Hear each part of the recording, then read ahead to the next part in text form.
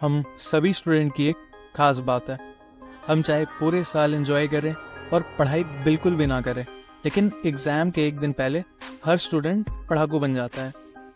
और जो स्टूडेंट पूरे साल बुक को हाथ भी नहीं लगाता, वो भी किताब से चिपक जाता है। खैर, इसे अभी साइड रखते हैं। सो हेलो एवरीवन, आप सभी का स्वागत है इस प्यारे से चैनल बीइंग आईआईटीएन में।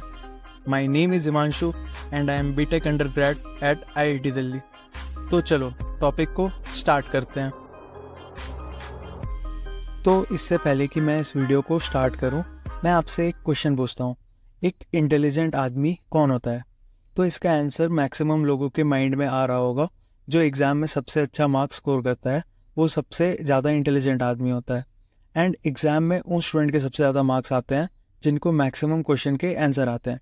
बट आप सोचो, अगर हम एक कॉमर्स के स्टूडेंट को बोले साइंस का एग्ज़ाम दे एंड साइंस के स्टूडेंट को बोले वो कॉमर्स फील्ड का एग्ज़ाम दे, तो क्या वो अब भी सबसे ज़्यादा मार्क्स स्कोर कर पाएगा?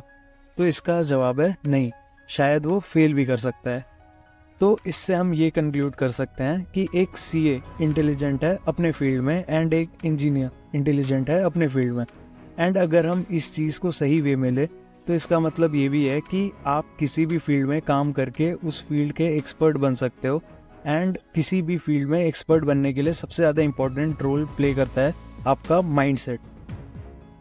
तो देखो, ये दो फेज़ हम सभी ने अपने लाइफ में कहीं ना कहीं ज़रूर फेस किया होगा। पहला, जब हम स्ट्रेस बिल्कुल नहीं ले रहे होते हैं एंड ये बेसिकली तब होता है जब हमारा एग्ज़ाम आने को काफ़ी टाइम बचा होता है। एंड दूसरा, जब हम काफ़ी टेंशन में होते हैं एंड ये बेसिकली तब का सीन होता है जब हमारे एग्ज़ाम को आने में कुछ ही दिन बचे होते हैं या फिर हमारा एग्ज़ाम नेक्स्ट डे होता है।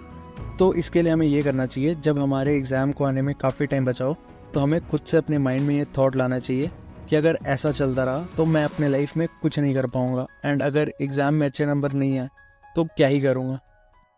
एंड जब एग्ज़ाम को आने में कुछ ही टाइम बचा हो तो हमें इसका रिवर्स थॉट अपने माइंड में लाना है। लाइक, अब सोच के क्या फ़ायदा, अब जो होगा देखा जाएगा। और एक बार एग्ज़ाम ख़त्म हो गया तो अब स्ट्रेस लेके क्या ही फ़ायदा। तो देखो, हमें ये पता होना चाहिए कि हमारा कंपटीशन दूसरों से तो बाद में है, खुद से पहले। एंड इसके लिए हमें ये माइंड गेम खुद के साथ खेलना पड़ेगा, कभी स्ट्रेस लाके तो कभी स्ट्रेस रिलीज़ करके। एंड इस तरह से हम अपने लाइफ को स्मूथ बना सकते हैं। तो अब हम चलते हैं पॉइंट नंबर 2 पे, strategy to crack any exam. तो जैसा कि मैंने पहले कहा था, सबसे ज़्यादा मार्क्स उस स्टूडेंट के आते हैं जो एग्ज़ाम में सबसे ज़्यादा क्वेश्चन सॉल्व करता है। तो इसके लिए आपको एक स्ट्रेटजी फॉलो करनी होगी। आपको सबसे पहले लास्ट 5 to 10 ईयर्स के प्रीवियस ईयर क्वेश्चन को गो थ्रू करना है। आप चाहे एक नीट के टॉपर का इंटरव्यू देख लो या फिर किसी आईआईटी के स्टूडेंट का इंटरव्यू देख लो, आपको ये चीज़ बिल्कुल कॉमन मिलेगी। Second important thing is the previous year question papers. बड़ा क्लीशेड साउंड करता है, हर कोई बोलता है प्रीवियस ईयर पेपर, बट और कोई रेफरेंस नहीं है। हम जिस एग्जामिनेशन को फेस करने जा रहे हैं वो हमसे क्या एक्सपेक्ट कर रहा है, what they really want us to know, this you will only understand when you go through the papers. आप इसे 80-20 प्रिंसिपल के अकॉर्डिंग भी देख सकते हो, जो ये कहता है कि कुछ पोर्शन आपके सिलेबस का आपके बाकी पोर्शन के कंपेरेटिवली ज़्यादा इंपॉर्टेंट होता है एंड इसकी वेटेज भी एग्जाम में सबसे ज़्यादा आती है।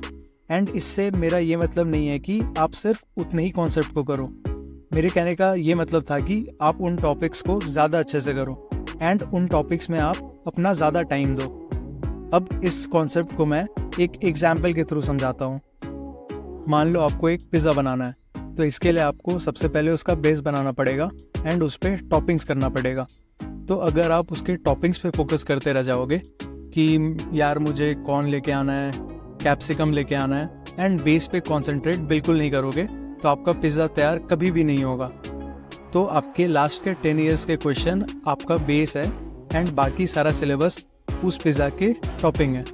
तो पहले आप ट्राई करो कि आप अपने बेस को अच्छे से रेडी करो एंड देन टॉपिंग पे फोकस करो।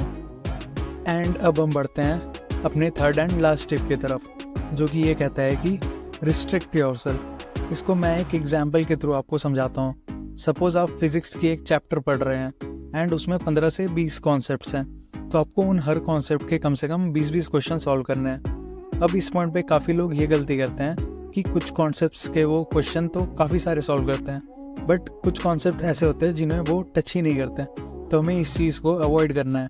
एंड सेकेंडली, हमें इस चीज़ को ध्यान रखना है कि हमें खुद को रिस्ट्रिक्ट करना है स्टैंडर्ड रिसोर्सेज पे।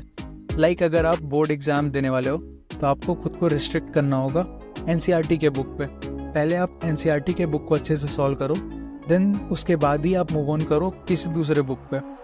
और अगर आप इस टिप्स को फॉलो कर लेते हो, then I can assure you that आप अपने आने वाले एग्ज़ाम्स में काफ़ी अच्छा परफॉर्म कर सकते हो। तो अब मैं इस वीडियो को यहीं एंड करता हूँ। एंड अगर आपको ये वीडियो अच्छी लगी हो देन चैनल को सब्सक्राइब करो एंड कमेंट ज़रूर से करना आपको कौन सा पार्ट वीडियो का अच्छा लगा। एंड अपने उस फ्रेंड को शेयर कर देना जो अभी किसी भी एग्ज़ाम की प्रिपरेशन कर रहा हो।